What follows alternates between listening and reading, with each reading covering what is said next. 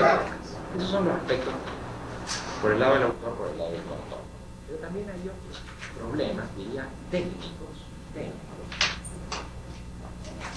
como los que se produjeron en las primeras ediciones y traducciones de estos libros a otras lenguas. Al traducirlo a otras lenguas, una cantidad de conceptos y de cosas que no tienen imagen acabada de lo que se tenía antes. Entonces, incluso gente amiga de otras lenguas sugirieron modificaciones y demás, todo eso se fue acoplando. Y finalmente dijimos, bueno, vamos, es hora de, si vamos a editarlo con editoras caseras, editoras importantes, todo aquello no es ya solo una cuestión de salir del paso, sino que hay que poner un poco más de cuidado. Y nos pusimos a la tarea. Algún crítico por ahí en el libro decía el poco cuidado que le dan la prensa, los intelectuales en general han tenido con los seguidores de siglos con el pensamiento. La crítica en definitiva era a que se tiraba como en forma peyorativa, como sin importancia, sin ganas como incorporarse a un trabajo intelectual de saber qué es lo que se estaba diciendo. Bueno, un poco de eso creo que ha habido, ¿no? Tal vez hayan sido... ¿Sigue habiendo no? Creo que esto se ha modificado un poco a partir de la difusión pública de este libro y hace muy poco tiempo en la Feria Internacional.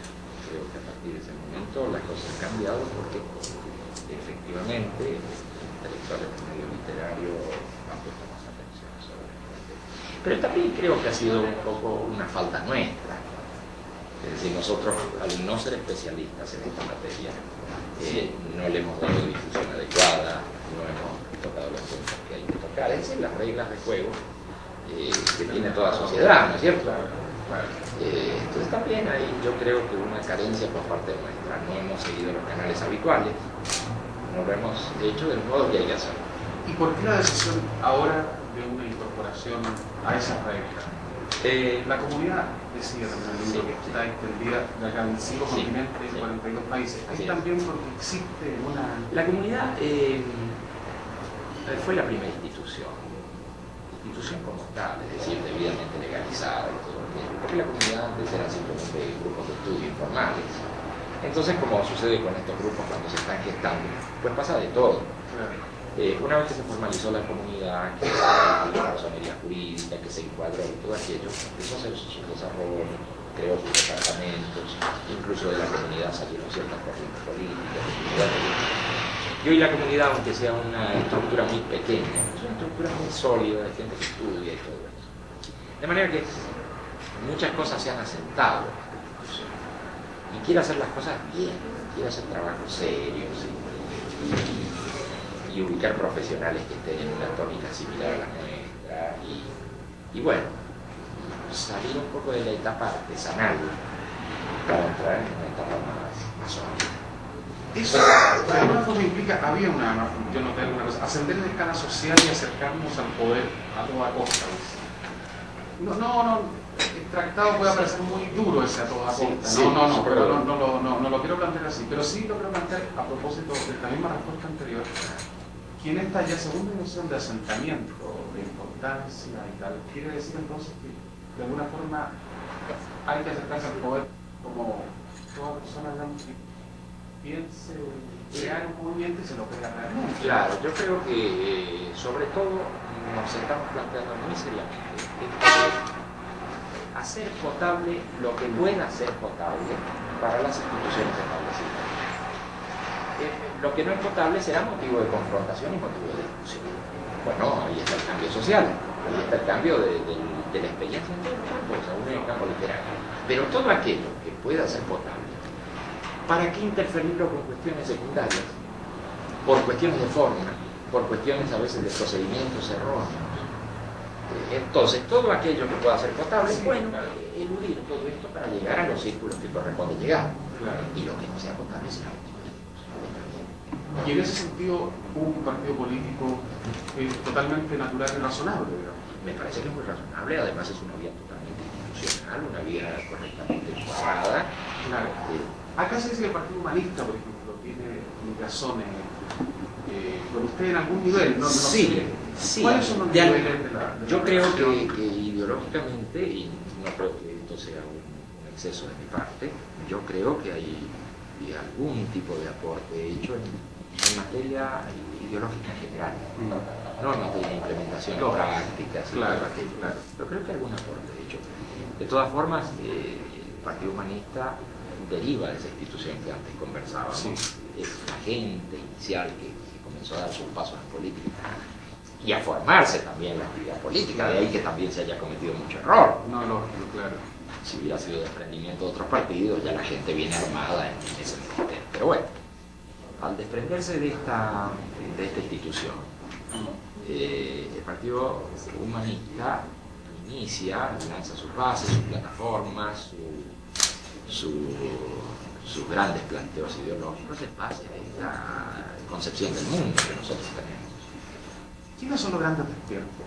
Si uno viera en la historia, por ejemplo, en la historia nuestra de este siglo, ¿se podría definir en personas determinadas los grandes despiertos? A mí me da la impresión, es una linda forma de ser los grandes despiertos, a mí me da la impresión que en este siglo ha cobrado relevancia el despertar de la inteligencia y todo aquello, en el campo sobre todo de la ciencia, más que en el campo de las letras, sin desconocer los grandes valores y los grandes monstruos que han surgido también en ese campo. Pero me da la impresión que el impacto fuerte de esa gente lúcida se ha hecho en el campo de la ciencia. Cuando nosotros pensamos en un Einstein o cosas semejantes, nos damos cuenta que también creo que hay especies de siglos en esto. Hay momentos en que se oscurecen ciertas regiones del pensar y otras se activan más.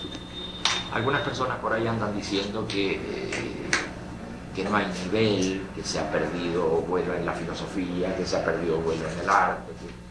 Bueno, pero es que a lo mejor en el momento en que se encuentra la humanidad, no es necesario tanto aporte en ese campo como sí en el campo de la ciencia. Si efectivamente se hubiera perdido la inteligencia, no hubiéramos tenido los grandes logros en el campo científico abstracto, puro, en el campo de las matemáticas puras, por ejemplo, y luego en la aplicación tecnológica, que es evidente para todos nosotros. Desde luego, nosotros no confundimos científicos con técnicos, que son los que implementan luego las grandes concepciones científicas. Pero en el campo de la ciencia, a no dudar, ha habido avances muy importantes, de los cuales todos somos beneficiarios. Entonces, a lo mejor ahí se producen estos ciclos donde un poco se oscurece ese sentir y ese pensar un tanto humanista o humanístico y cobra especial relevancia a la ciencia. Y eso es lo que me parece que ha estado sucediendo hasta este momento. Y creo que está bien, que es parte del proceso del ser humano. Esto no quiere decir que en cualquier momento podamos dejar de ser sorprendidos por un pensamiento vigoroso en el campo de la filosofía y en sus expresiones artísticas, sociales y todo aquello. Desde luego que podrá ocurrir.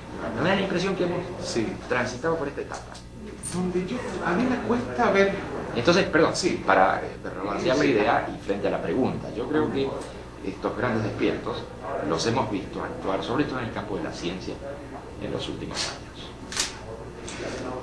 Claro, hay algunos también académicos que en alguna ocasión han llegado a Chile a propósito de los avances de la ciencia, ¿no? E incluso eso lo ponen a la hora de la vuelta al siglo, incluso en una nueva era de decisiones donde determinadas verdades conocidas ya no van a aceptar.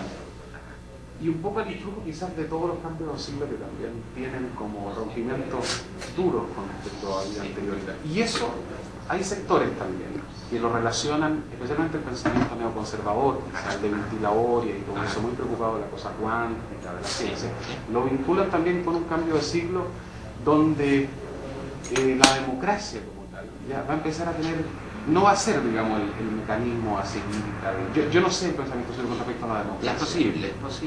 Creo que algo de eso ahí se está modificando todo muy vertiginosamente. Además, nosotros pensamos que lo de la democracia, bueno, está bien como ideal, genérico y todo aquello. A la hora de implementación de la democracia, ¿qué es lo que cuenta? Nosotros nos vamos a encontrar en las próximas décadas con una consulta directa donde las terminales de computación van a estar en las casas de los ciudadanos y donde la cosa plebiscitaria, clásica y demás va a tener mucho más riqueza y va a ser mucho más intensa y más al día cuando haya decisiones donde los gobiernos en cuestión estén dudosos. Van a lanzar, tengo la impresión, por cómo van las cosas, van a lanzar por vía informática las preguntas a los ciudadanos y a los usuarios. Eso me parece que va en esa vía. Claro. De manera que el impacto tecnológico también en la misma implementación de la democracia, creo que va a ser cosa seria. Y no podremos ya hablar de una democracia tal cual se concibió en el siglo XVIII, ¿no es cierto? Claro. Las cosas se modificaron mucho. Es verdad, pero el hecho central de la democracia sigue vigente, digamos, ¿no? El hecho como de la elección de algunos, Claro, claro. Es decir, en una sociedad bueno, organizada y todo aquello, se espera que el bienestar de la mayoría se le prime. Y para que el bienestar de la mayoría prime, pues habrá que darle participación a la gente, ¿no es cierto? Porque nadie mejor que la misma gente sabe cuáles son los problemas que sufre. Claro. Puede ser así, pero en términos generales, ¿no? Pero ustedes también hablan de ese gran rayo interior que hiere, que a las personas la hacen despertar, Sí. ese despertar interior que hiere.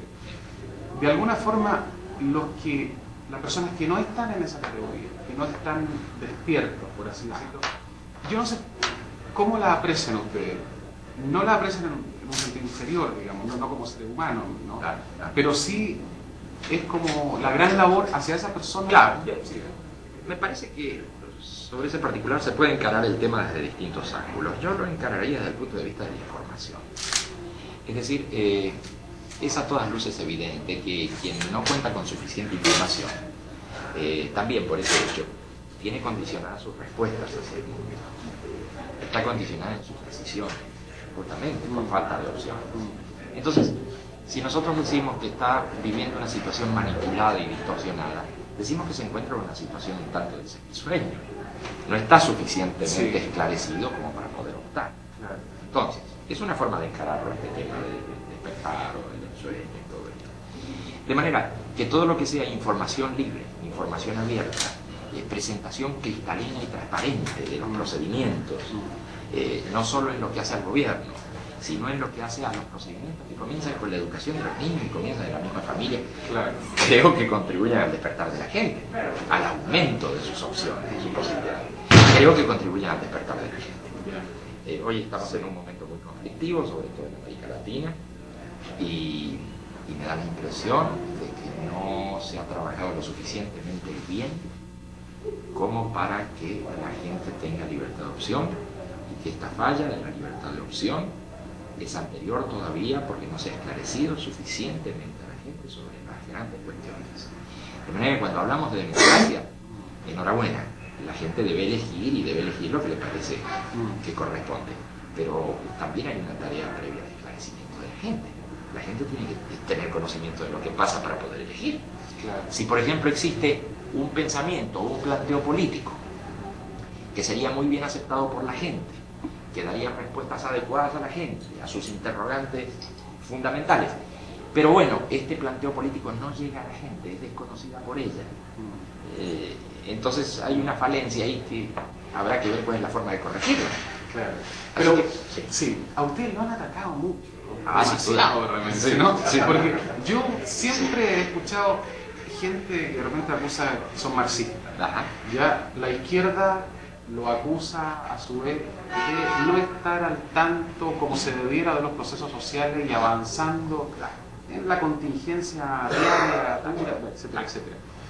Bueno, de todas partes lo han atacado. Yo supongo que la Iglesia Católica también en su momento, acá al menos, no sé, hace 15 años atrás o 16 años atrás, hubo al menos algún movimiento incluso en contra como fuerte. Yo no me acuerdo bien. Yo creo que sí, que ha habido varios excesos. Claro. Y quién sabe si nosotros no hayamos tenido parte también en esa acumulación de errores, ¿no? Claro. Pero me parece que sí, que ha sido un poco desmesurado. Sí. Y ha sido desmesurado también teniendo en cuenta el contexto social. Recordemos que aquellos ataques que se libraron aquí en este país en aquel momento debemos recordar lo convulsionada que estaba la sociedad. Eso que fue en el 71, 72, fue el tiempo de la Unión Popular. Claro, más o menos. Pero sí, había una situación muy conflictiva en todos los campos y había mucha desazón social y todo aquello. Y bueno, cada uno trataría de cargar en el chivo emisario una cantidad de cosas sospechosas y todo aquello que nunca fueron bien esclarecidas. Porque a ver, la mitología era que después de los 50 años como que ya, estaba todo el mundo sonado dicen acá que no desaparecido, digamos, claro. Que no tenía sus valores más fuertes, claro. Y vigorosos habían esa fue una incorrecta interpretación, que más bien yo podría decir que se hizo cargo de esa incorrecta interpretación a algún sector de la izquierda tradicional, no digo toda la izquierda porque no es cierto. Lo que la izquierda tradicional veía, o ese sector por lo menos en aquella época, es que nosotros enfatizábamos mucho en el tema de los procesos generacionales. Es decir, es una cosa a todas luces evidente, y más en esta época que en otras, en las que se acelera el tempo histórico. Es a todas luces evidente que las generaciones reemplazan unas a otras. Y así en el mismo esquema orteguiano, está bien planteado esto de que mientras una generación está en el poder, y cuando digo poder me refiero no solo al poder político, sino al poder en todos los campos, cuando una generación está en el poder, hay otra generación que está siendo desalojada o ya ha dejado el poder, y hay otra que está en pugna con él. Mientras esto ocurre, a su vez hay otra generación que se está capacitando. Claro. Eso es muy apreciable, y más en esta época. Entonces, al enfatizar nosotros tanto en el tema generacional, entonces los malos intérpretes de aquella izquierda tradicional supusieron que nosotros estábamos atacando justamente el punto neurálgico de su descripción del proceso social, que era la dialéctica de clases. Ellos se encontraban con este fenómeno, dijeron, bueno, acá nos están hablando de una dialéctica generacional, donde se parece más un obrero joven y un burgués joven entre sí, que un obrero joven y un obrero viejo. Acá da la impresión de que estuvieran dando el golpe en el tema de la dialéctica de clases, desplazándolo hacia otra temática que es la dialéctica de generación. Eso llevó a enormes confusiones.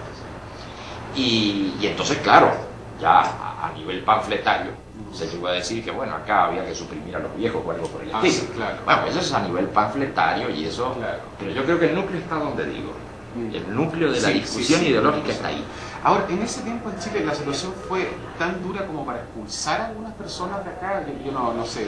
Era una situación bastante convulsionada y efectivamente mucha gente amiga fue a prisión, sí, claro que sí, y fue expulsada, pero ocurrió también en Argentina. En la época de Franco hubo serios problemas también en España. Claro. Así que nos encontramos con un fenómeno parecido de estructuras que se mantenían aferradas a un pasado, a una cosa, y bueno, era el mundo mismo que estaba cambiando, y nos veían a nosotros como exponentes casi incendiarios de un cambio. Claro. Pero tuvimos problemas no solo en Chile, tuvimos problemas en Argentina, sí, como no. En Argentina fue gente en prisión, fue gente expulsada, en España fue gente en prisión también, y bueno, ¿y cómo son las cosas, no? Porque es cierto, fue gente en nuestra prisión y fue gente que fue expulsada del país, de estos países, y fue gente que también se fue por su cuenta porque se vio muy acosada, como si partieran al exilio, ¿no es cierto? Bueno, pero lo curioso de esto es que estos exiliados, para darle un nombre, no llegaron a una situación simplemente negativa, a amasar sus penas a otros países y demás. Hicieron lo que hace todo exiliado cuando llega a otro país que no conoce el medio. Pero muy rápidamente se pusieron a construir y se pusieron a difundir estas ideas. Y si estas ideas han tenido algún auge y se han desarrollado en tantos países, es básicamente por ese material humano, que allí donde llegó se puso a trabajar en esta dirección. Eso es muy curioso. En ese sentido, viéndolo como proceso histórico y no como esa cosa desafortunada que le ocurrió a gente nuestra en lo personal, viéndolo como proceso, y bueno, le encontramos un aspecto positivo. Claro. Y el exilio y la persecución y todo aquello tiene su aspecto positivo. Ha permitido que mucha gente se ponga en contacto con este pensamiento y discuta con nosotros, o adhiera o rechace. Da la impresión también que por esa misma cosa generacional, este sentido del libro, que esa cosa que están como... Yo sé que el título es Humanizar la Tierra. Digamos, esa cosa como del continuum de la humanidad, ¿no? Como una cosa del continuum incluso de las personas. Claro. ¿Ya? Pero a su vez eso implica una reflexión como individual, como personal. Claro. Muy personal, muy en soledad, digamos, ¿no? Hacia sí mismo, pero no por una cuestión individual, sino justamente para entender, digamos, esta ramificación Sí. como mucho más extendida. En algún momento, cuando aparece quizás a finales de los 60, hay también fenómenos socioculturales como el hipismo, por ejemplo, como la revolución sexual, Sin duda, que se adosan de una manera en que a lo mejor hacen... no dejan muy transparente, digamos, Así es. el movimiento en ese entonces. Así es. verdad? Sí, es absolutamente cierto. Porque bueno, vamos a esa época, en distinta escala y de distintos modos. Esto que ocurrió en el París del 68 y todo aquello, que en verdad había sucedido antes en Egipto y en otros puntos. Ah, claro.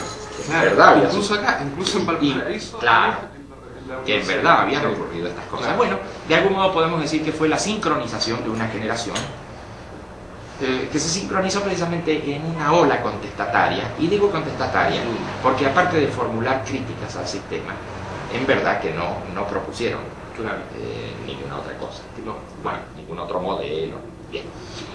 Pero estamos hablando de la década del 60, estamos hablando a fines de la década del 60, y de la sincronización de una generación en su actitud contestataria. Bien, por una parte eso. Por otra parte, debemos observar que al no prosperar esa cosa contestataria, se tomaron distintas variantes. Una variante fue el hipismo, otra variante fue la droga, otra variante fue el guerrillerismo. Esas tres variantes son muy claras. El hipismo y la droga se asimilaron en gran medida. Y luego hubo otra subvariante, que no era exactamente la de la droga, y desde luego no la del guerrillerismo, que fue la de la mística. Nosotros encontramos mucha gente con esa suerte de actitud experimental, tanto en el caso de la droga como en el caso de la búsqueda interior, la religiosidad, la búsqueda mística y todo aquello. El esquema productivo de la sociedad. Usted recordará que ahí comienzan los primeros embates de la reconversión industrial.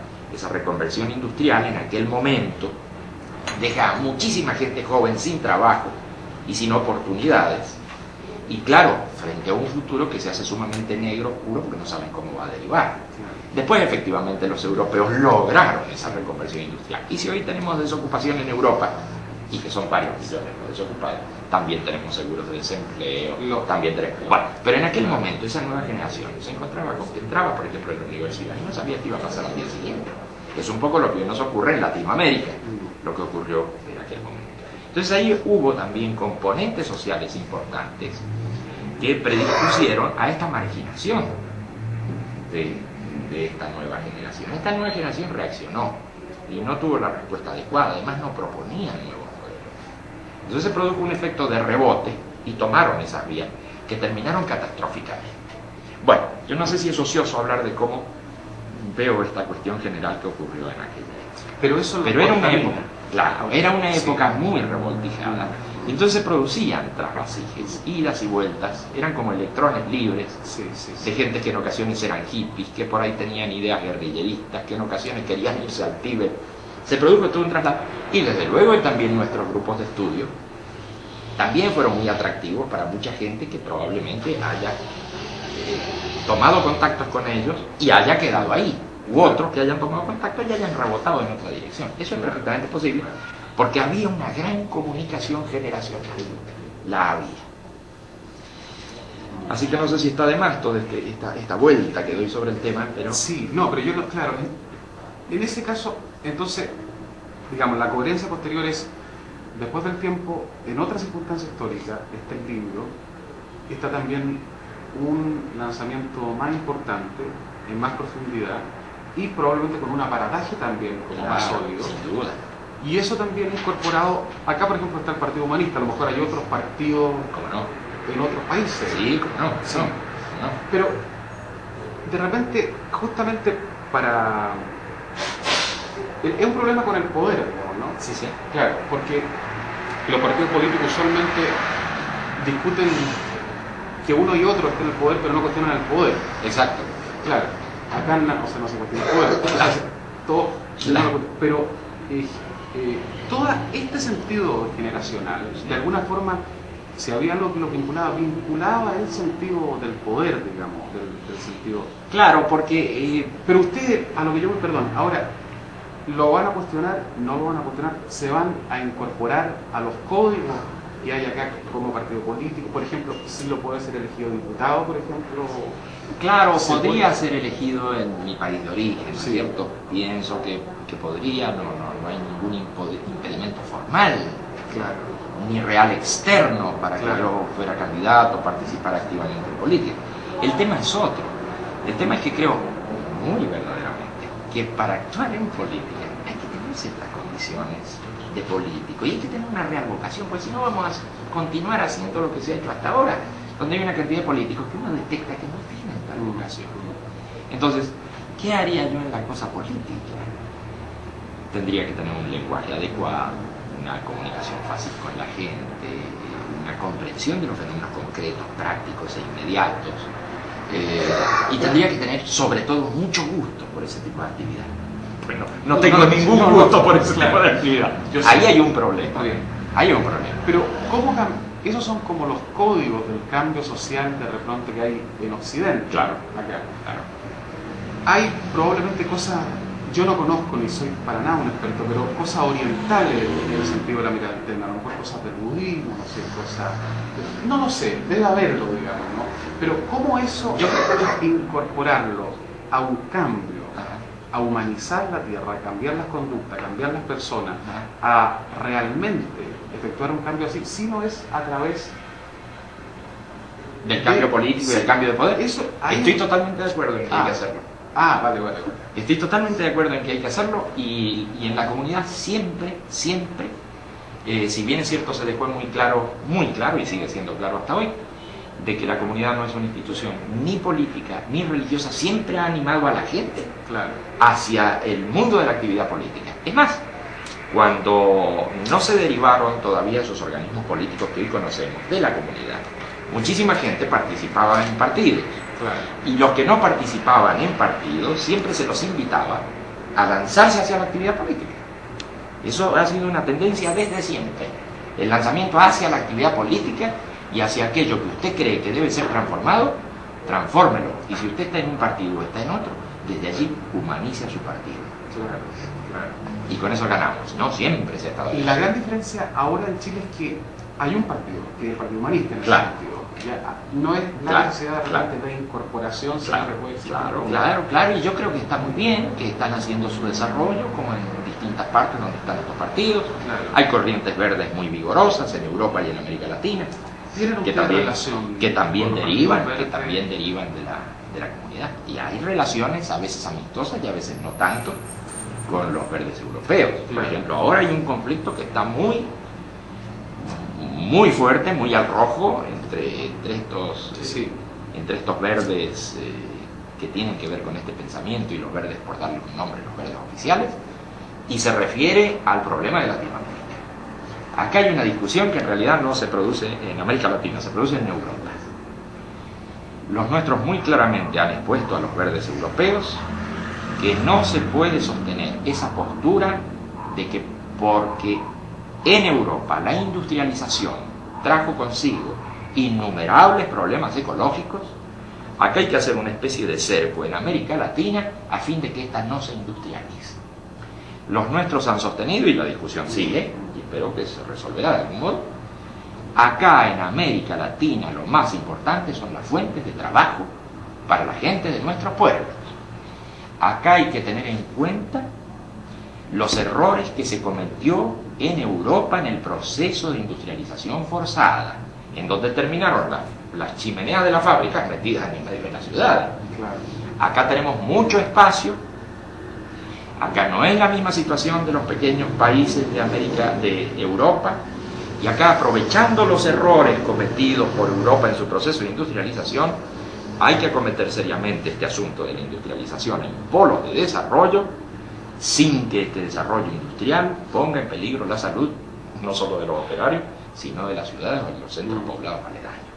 Bueno, pero no se podrá avanzar un paso en este acuerdo con los verdes europeos si esta cosa no queda claramente definida.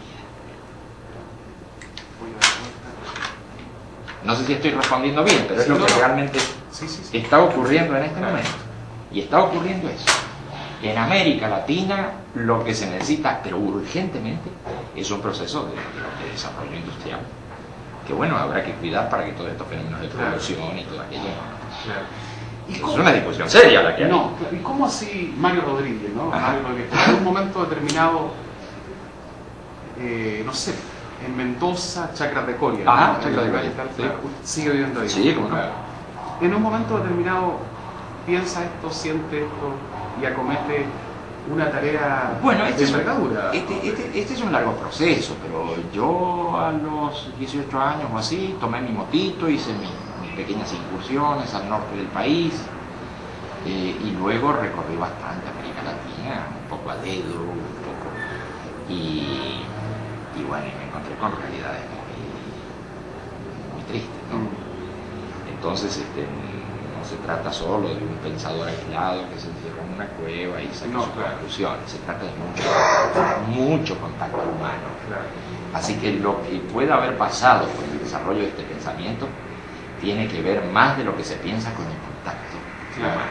Pero es una realidad de repente como específica, así como a grosso modo de Argentina. Yo la otra vez veía, hay una película que llegó Sinvergüenza, no me acuerdo el título, ¿no? Es bastante floja, pero es una comedia que tiene de protagonista a la clase media. La Tregua es una película que era notable, también tenía de alguna manera a la clase media como protagonista, y incluso La Fiaca, esa película no la dije también. La clase media a lo que yo voy, es aceptada como un mal muy duro, en el sentido de la rutina, en el sentido esclavizante. Acá no, acá en Chile todos son felices como ser de la clase media, pero son como conceptos raros. También es un país donde los partidos ideológicos, no hay los partidos históricamente ideológicos fuertes, sólidos, no los hay. Al contrario, el fenómeno probablemente el peronismo es totalmente particular de Argentina y todo eso. Psicoanalista en Argentina yo creo que no va a haber mucho más que en cualquier, a lo mejor en toda América Latina. Sí, ¿no? es cierto. ¿Por qué pasa eso en Argentina? O sea, ¿por qué? Claro, hay para empezar hay una realidad numérica. Argentina contó, creo que cada día cuenta menos, con una clase media muy dilatada. Entonces también hay un problema hasta probabilístico, un problema de números. Cuando hay uno de la clase media, bueno, hay una probabilidad. Cuando hay 10 de la clase media, hay 10 probabilidades. Creo que fue una clase media muy dilatada. Y entonces ahí, en esa clase media, se produjeron muchos fenómenos, pero también había un número importante.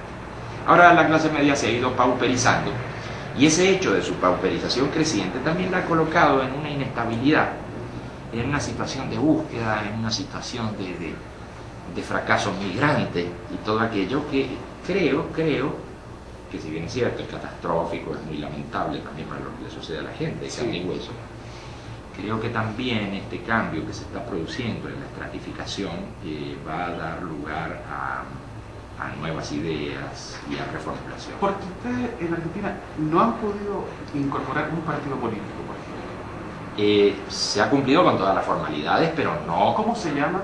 Partido Humanista. Partido Humanista. Claro. Pero no se está avanzando aún más, o sea, está en proceso de... Claro, son partidos muy jóvenes, todos estos, son partidos que tienen 4 años de... Claro. Y claro, un partido, normalmente usted sabe muy bien cómo han surgido los partidos. Los partidos surgieron hace 2 siglos, por lo menos en esta etapa de Occidente, antes había partidos también, y como sociedades de crecimiento. Los primeros partidos de la Gironde, todo aquello en Francia y demás. Bueno, y luego derivaron unos partidos de los partidos que ya estaban constituidos, es decir, un líder se separaba y formaba su partido particular, pero ya había hecho su experiencia, ya tenía su grupo de gente y todo aquello. No aparecen hoy partidos, no aparecen hoy como fue en el comienzo de los partidos, no aparecen de las sociedades de pensamiento, que es un poco lo que ha ocurrido con la comunidad, es curioso, pero ha ocurrido un poco lo que sucedió en el origen de los partidos políticos. Bueno, al nacer así estos partidos no cuentan con medios, no cuentan con contactos suficientes, no cuentan con experiencia tampoco. Y entonces la cosa es un poco difícil, por lo menos así me cuentan la cantidad de topes que se van encontrando en el camino.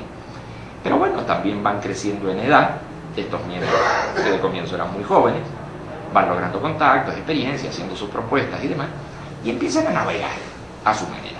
Hoy, por ejemplo, hay en Argentina 6 fórmulas presidenciales. Una de las fórmulas presidenciales es la de los humanistas. ¿Qué pasará en estas próximas elecciones? Pienso que nada significativo. Pienso que con holgura van a duplicar sus números de votos y todo aquello. Pero no podría yo asegurar que sacarán representantes. Claro. Si sacan representantes, esto lo vamos a saber en 5 días más o 4 días más. Si sacan representantes va a ser un suceso, va a ser una cosa novedosa, interesante. Los veo avanzar. En ese sentido, claro, es como tan obligatoria la pregunta, más todavía si se acercan tanto las elecciones, ¿no? Claro, lo de Menem, lo de Angelos. Sí. Acá, desde hace un tiempo hay un sentimiento como de angustia verdadero con respecto a la situación de Argentina. Sí. El fracaso, al menos Tremendo. de Alfonsín hasta ahora, la vuelta del peronismo con componentes como que acá hacen un poco temblar, porque acá a la inversa, acá han existido partidos de ideologías como muy fuertes, muy sólidos, entonces de repente en Menem se teme esa cosa populista, incluso circense de pronto. De pronto. Y allá hay bastante miedo, hay bastante miedo, por lo menos en ciertos estratos de la sociedad. Y los miedos, y un poquito, hay miedos por el fenómeno en sí, el fenómeno de este peronismo tan especial, y hay miedo también porque un poco ha sido fomentado por el partido oficial. Entonces esto se mezcla, ¿no? Pero en verdad que hay susto. Y por detrás siempre el sentimiento ese que puede haber un golpe de Estado, un golpe militar. Sí, claro. No, todo eso está. Claro. Ahora, para ustedes la vida ya es difícil, ¿no? Porque ahora se ha complicado enormemente. Claro. Pero se ha complicado una barbaridad. Claro. Y amenaza con complicarse más. Y yo digo porque sí, a mí me dicen que sí. Yo, por ejemplo, los líderes quizás espirituales de otras esferas del mundo no sé, en Oriente, por ejemplo, son fácilmente aceptados porque hay códigos culturales de fe religiosos que aceptan al santo, a la persona iluminada, a la persona. Está incorporado acá. Acá, por último, lo tenemos con una cosa institucional, con la iglesia. Nadie se te hacía los obispos como no viste porque otra razón como los líderes políticos, pero ¿cómo sienten así? ¿Cómo? Yo creo que como un fenómeno no encuadrado. Yo creo que hay un problema de encuadre en esto. No creo que haya una repulsa religiosa porque es muy poco lo que nosotros hablamos en materia religiosa. Sí, en su momento dimos una conferencia sobre la religiosidad en el mundo actual, donde dimos nuestro parecer sobre las distintas corrientes y cómo iba funcionando este proceso religioso en el mundo. Pero nuestra palabra no es religiosa de ninguna manera. Pero como nuestra forma de escribir, nuestra forma de plantear las cosas, incluso la manera de llevar adelante nuestro lenguaje y demás, tiene implicancias. Supóngase usted, cuando hablamos de la fe, cuando hablamos de la interioridad del ser humano, cuando hablamos de todo aquello, tiene implicancias que fácilmente tocan el campo de lo religioso. Entonces, bueno, la gente dice, ¿pero qué es esto finalmente? ¿Es esto un planteo político? ¿Es un planteo religioso? ¿Es un planteo...? Hay dificultades para encuadrar este pensamiento. Yo diría que es un planteo global y que el ser humano es una estructura y tiene una globalidad y que existe la exterioridad política y que existe el mundo social y todo aquello, pero existe una interioridad innegable en cada ser humano. ¿Y por qué nosotros habríamos de eludir este problema existencial de cada ser humano? En cada ser humano hay una pregunta por de dónde viene, a dónde va, su sentido de la vida, su existencia, que si Dios existe, que si no existe. ¿Por qué no podríamos nosotros encarar también estas cosas? Y son preguntas así de tal profundidad y están tan como en vida en la historia que uno podría pasarse toda la vida en eso. Sin duda. Claro. Sin duda. Pero hay un problema también en que eso en algún momento de la historia tiene que convertirse, ¿cómo no tener ganas, digo yo, de actuar como partido político en el sentido, ganas de poder intentar, implementar, tener el poder para decir, miren, yo creo así, al menos... Absolutamente. Y eso es lo que hacen todos nuestros amigos que están militando, pero no militando suavemente, militando muy activamente y cuerpeando muy fuerte en la cosa política.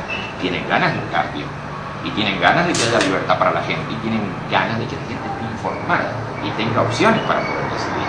Por eso ellos hablan mucho del plebiscito, las leyes de veto popular, hablan de crear una atmósfera social importante, donde los sistemas cooperativos, autogestivos, cogestivos y demás den posibilidades a la solidaridad. Tienen valor para poner un tema bien fino, muy bien pesado. Sí, claro que sí. Tienen valor con respecto al aborto. Sí. Porque acá es una cuestión nunca dicha, se sabe qué pasa, pero los partidos políticos en general evaden un poco esa cuestión, excepto el Partido Comunista, que en eso ha tenido una postura más de fría, al menos de tratar el problema, de sentirlo como Ese es el tema. Ellos consideran que hay que informar a la población y creen que hay que fortalecer un debate público sin ningún tipo de limitaciones, claro, para que la gente, una vez informada, decida. Ahí tenemos un caso que conecta con el comienzo de nuestra conversación. Claro. Ahí tenemos un caso claro. No puede haber opciones reales y no puede haber el ejercicio de una democracia real, sino simplemente formal, y nosotros hacemos distinción, si la gente no está suficientemente informada. Por consiguiente, ¿qué va a pasar con el aborto? ¿Se va a legalizar? ¿No se va a legalizar? Bueno, muy bien. Eso tendrá que suceder a un proceso de esclarecimiento donde la gente se ponga a discutir y decir, bueno, finalmente, ¿cómo está el tema del aborto en este país? ¿Cuáles son sus ventajas y cuáles son sus desventajas? Eso de poner el problema sobre el tapete, creo que es una labor docente y creo que es una labor que es beneficiosa para la gente, el hecho de discutirlo. La gente por último decidirá. Claro. Decidirá. ¿Y usted está contento hasta dónde ha llegado hasta ahora? ¿Es más de lo que pensó cuando tenía 18 años, cuando iba en la moto recorriendo lugares y tal? Sí, pienso que se han dado muchas cosas no previstas. Claro. ¿No tiene miedo de repente que la propia figura tenga una capacidad de seducción y de subyugación que impida un reemplazo, otros nombres? Sí, porque incluso lo he visto a eso. He visto gente que al encontrarse con uno se queda como petrificada o como si viera algo extraordinario.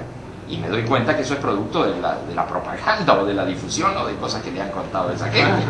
Entonces yo me he encontrado con esa cosa un poco sorprendente. Sí, eso preocupa un poco, claro, porque se desvirtúa el mensaje, que es lo que interesa. Sí, claro. Reemplaza a la persona el mensaje. Claro. Entonces, ahí hay un ¿Y nunca se ha aburrido de volver a las chacras de Coria? No, de ninguna manera, Claro. Hay siempre gente que me hace reclamos, ¿por qué no está en Europa? ¿Por qué no está ahí? ¿Y qué tengo yo que hacer en esos lugares? Claro. Que está muy interesante. Claro, es verdad, ¿no? Es cierto. Nunca una gira así como el largo aliente. Yo no sé si... Siempre son muy rápidas. Pero en este momento de Chile, después de otras partes... Sí, ahora tengo que ir el 20 a Madrid, porque otra editorial, Plaza Canes, presenta el mismo libro.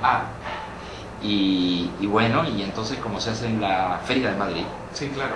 Tendría que estar ahí para una conferencia y para firmar libros y todo aquello, pero bueno, pero rapidito me vuelvo. Sí, a la chacra. Vale. Vale, no, hoy yo estoy bien, yo con eso tengo bastante. Muchas gracias. Muchas gracias. Y bien, yo creo que está bien. Y gracias por darme oportunidad. No, hombre, al contrario. Y tenemos además nosotros, como el diario está arriba, en el sexto piso, entonces voy inmediatamente hacerlo y a transcribirlo porque tiene que salir en el diario de mañana. Entonces tengo que hacer como el cambio. Muy bueno. Yo agradezco mucho la oportunidad. Al contrario. Porque hay mucho smoke. No, sí, hombre. Yo sé, acá, claro. Y que les vaya bien. Muchas gracias. Y que tengan suerte. Muchas gracias. Gracias de nuevo. Chao. Chao. Mucha suerte. Que esté bien. Chao. Chao. Mucho cafecito,